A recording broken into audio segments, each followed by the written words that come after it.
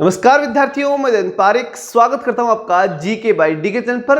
और आज 23 अप्रैल 2023 और आज का जो महत्वपूर्ण करंट वो आपके सामने है। हाल ही में फोन पे ने यूएस स्थित इक्विटी फर्म से कितने मिलियन डॉलर का निवेश प्राप्त किया है? किस फर्म ने? इक्विटी फर्म है यूएस का, ठीक है। उसने कहाँ इन्वेस्ट किया है? फोन पे में। कितने मिलियन डॉलर? तो 100 मिलियन डॉलर जो है निवेश किया है। ये मिलियन डॉलर में है, इस बात का विशेष ध्यान रखें। अगला प्रश्न आता है, हाल ही में टीसीजी अन्नादोलु किस देश का सबसे बड़ा युद्धपोत और दुनिया का पहला ड्रोन वाहक बन गया?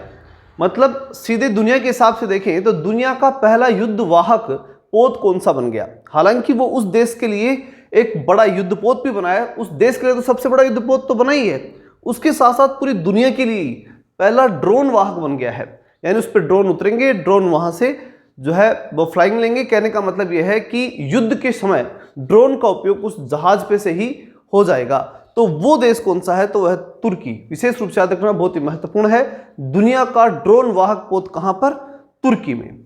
अगला प्रश्न आता है, हाल ही में सांख्यिकी और कार्यान्वयन मंत्रालय के अनुसार F23 में किस राज्य ने एमपी-लाड्स फंड का सबसे अच्छा उपयोग किया है? सबसे पहले हमें जानना पड़ेगा कि एमपी-लाड्स क्या है।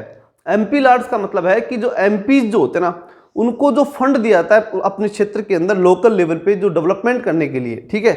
MP local area development fund होता है ये। और इस फंड के लिए, इस फंड के तहत जो पैसा दिया गया था उसमें सबसे बढ़िया प्रदर्शन किस राज्य ने किया?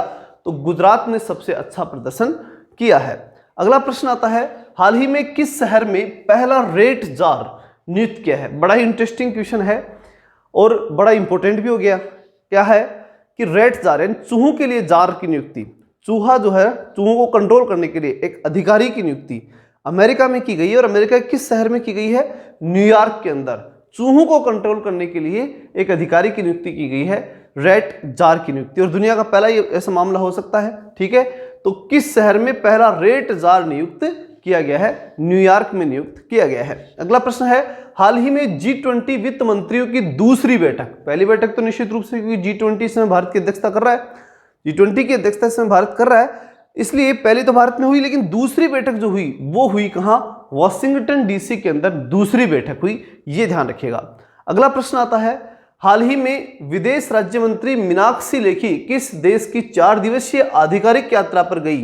क्रोएशिया की, ठीक है। क्रोएशिया की आधिकारिक यात्रा पर गई।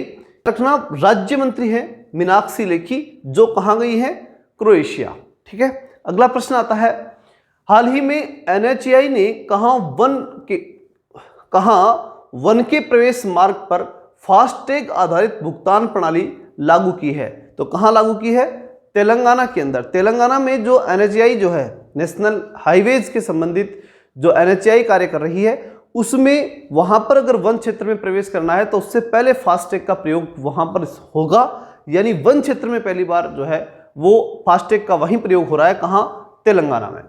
अगला प्रश्न आता है कि हाल ही में किसने अपने प्रयुक्त वाहनों के लिए ई मार्केट प्लस लॉन्च किया है? ई मार्केट प्लस, ठीक, किसने? अशोका लेलैंड ने। अगला प्रश्न है, हाल ही में किस IIT ने नवाचार पर ध्यान केंद्रित करने के लिए रक्षा PSU के साथ समझौता किया है? कुछ नवाचार करने के लिए रक्षा क्षेत्र संबंधित संस्थाओं से जो नवाचार के लिए जो समझौता किया है, ठीक है, मतलब रक्षा क्षेत्र में नवाचार करने हैं तो उसके लिए समझौता किया। तो किस इंस्टीट्यूट ने किया? IIT कानपुर जो है उसने रक्षा क्षेत्र के अंदर नवाचार करने के लिए जो रक्षा PSU है उनसे समझौता किया है।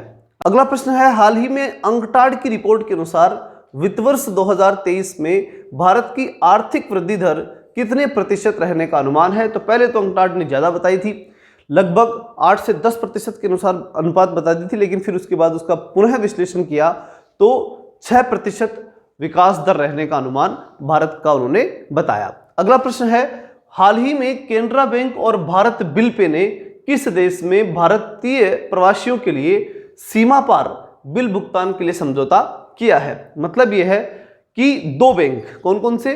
केनरा बैंक और भारत बिल पे, इन दोनों ने यह तय किया है कि जो ओमान में रहने वाले लोग हैं, यानी उनके जो ग्राहक हैं जो ओमान में रहते हैं, उनके लिए पैसों की आवाजाही की व्यवस्था सुविधाजनक हो, इसके लिए उन लोगों ने काम किया है। अगला प्रश्न है, हाल ही में सतलज जल विद्युत निगम किस देश में 669 megawatt lower Arun hydro project बनाने जा रहा है? ऐसा कौन सा देश है जहां पर एक प्रोजेक्ट चल रहा है लोअर अरुण हाइड्रो प्रोजेक्ट, और कौन चला रहा है? सतलज जल विद्युत निगम, ठीक। और कितने मेगावाट का? 669 मेगावाट का। कहां पर? नेपाल में। क्लियर। अगला प्रश्न आता है, हाल ही में हाथी बचाओ दिवस कब मनाया गया? तो 16 अप्रैल को हाथी बचाओ दिवस मनाया गया।